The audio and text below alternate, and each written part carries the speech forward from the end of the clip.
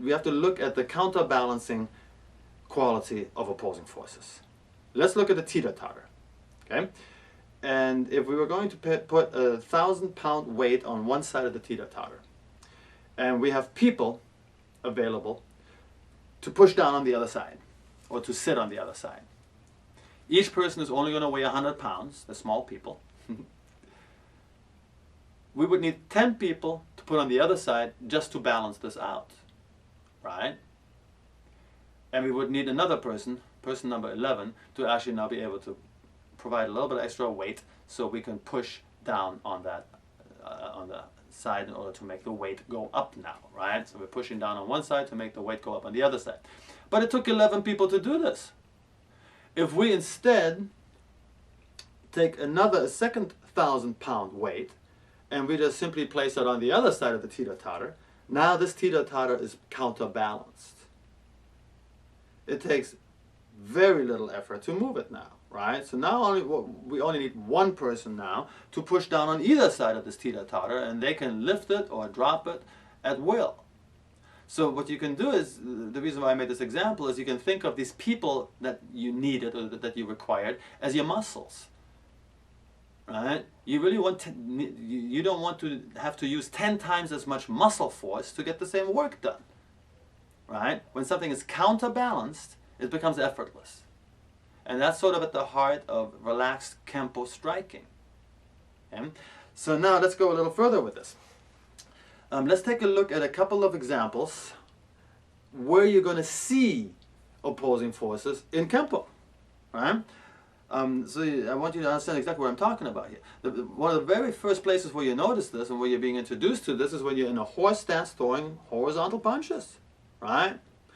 Almost everybody practicing Kenpo, not just Kenpo, almost any striking art, they have horizontal punches. Other systems call it something different, but they're the same thing. And one arm shooting back is helping the other arm extend, right? So in other words, the extensions help the retractions and the retractions help the extensions. But what you're seeing here in a horse stance, that is not a practical example of using it. You can't use it like that. You're learning the coordination like that. You need that exercise in order to have opposing forces available as you become more advanced with your advanced material. But that's an impractical example right there. It's just to get you used to the idea. Now on the next level, we can look at, let's look at the second form of the system, long form 1, which you usually learn at orange belt level. Right? This is again an example of opposing forces that's more mechanically advanced now because you actually are employing opposing forces with your body now. One side of your body shoots back, one side of the other side of the body shoots forward. But it is impractical still because the way we are achieving this is after the block, we are retracting our blocking arm to the side of the body as we are punching. Right? That's not safe. We're not checking. We're not controlling our opponent. We're leaving ourselves wide open. So while some martial arts actually do it like that, we don't. But we have it here in long form 1 because it's the second step in learning how to use opposing forces. One side of the body comes back, the other side comes forward, right? So it is more complete here in long form 1, I guess you can say, simply because you actually are turning your body with this. And obviously that one shoulder turning back is in opposition to the other shoulder turning forward, right? But if we want to find a more practical example, we have to go to higher belt material, or we have to go to the self-defense techniques. The self-defense techniques, even right from the yellow belt on, are going to have only practical examples. We don't have impractical examples in self-defense techniques. So let's take a look here at a couple of self-defense techniques that make opposing forces very obvious and that really take advantage of opposing forces. Here's one. We've done this technique in the last video quite a bit, so but this is just a perfect example. And there's the second move of this technique. This is against the hair grab on orange belt. All right, somebody's grabbing your hair with their left hand. You pin, you step back, you use a middle knuckle fist, hit him in the armpit.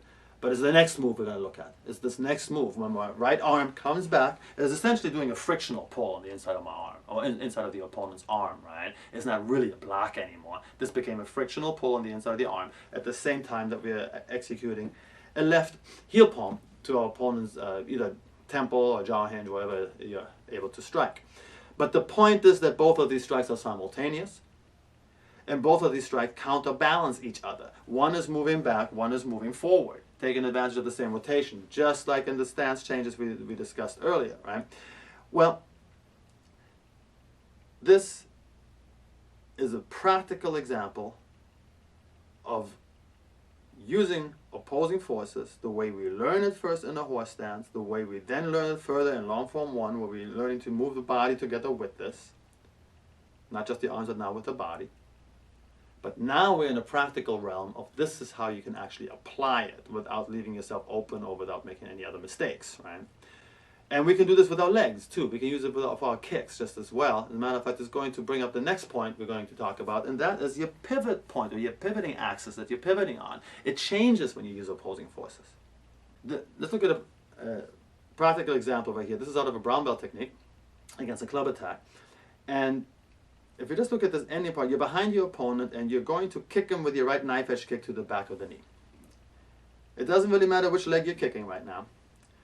What matters is how you're driving this kick. If you pivot it on your left foot, on your front foot, and this did what essentially would amount to a step through knife edge kick. Your pivot point is where your left foot is at. There's not much opposing forces happening here in this example. But but this is not how we do the technique, is it? This is not how we do it, right?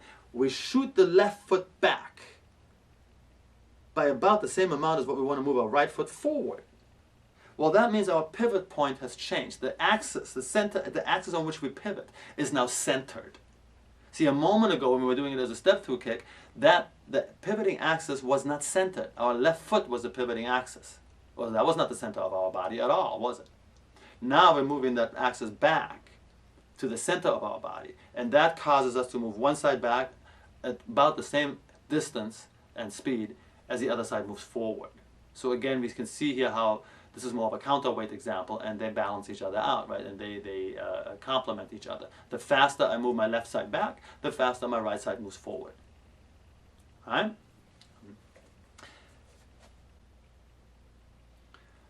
But now there's another aspect to opposing forces, especially when we go into body manipulation, we start seeing that, and that is that it can increase the range or the depth of your action. Let's look at a simple armbar. We have those in yellow belt. We have a technique where you apply an armbar on your opponent. We have it on orange belt again. We like armbars in Kenpo, right? But look at it, again, it is a matter of where you put the pivot point.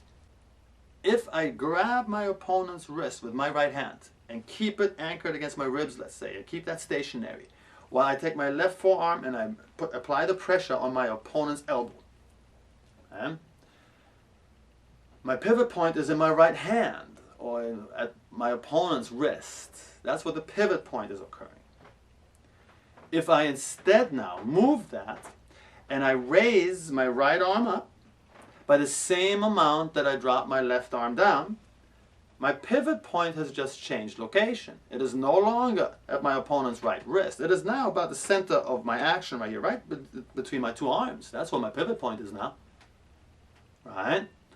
And look, by adding the upward motion of my grabbing arm right here, moving up, without altering the amount of motion my left arm moved down, it's still moving down the same amount, but look how much further we moved our opponent down. Look how much that changed the depth of action right here, right? Much more of an effect simply by adding the opposite side of my body into the action that I did not have a moment ago. Okay? So that's opposing forces, and I think you can see how it's applied constantly. We have it in every technique all the time, right? And it allows you to move more relaxed, faster, and with less effort. And like I mentioned earlier, you now get dual strikes that you did not have before. Okay? All right, and this brings us to the end of part 4 of stances, stance changes, and strikes. I hope you enjoyed it so far. But obviously there's more to cover here because we've only really talked about the neutral bow stance and the forward bow stance, right? Tiny bit about the horse stance. And there's more, right? We have to discuss the cat stance, we have to discuss the wide kneel, the closed kneel, we have to talk about the reverse bow stance, we have to talk about the twist stance. There's a couple of other stances also that are not used nearly as often as the ones I just mentioned. But obviously we're not done with the subject. So stay tuned for Kenpo Karate, more stances, stance changes and strikes, part 1. We'll see if we can get this out within about a week or so.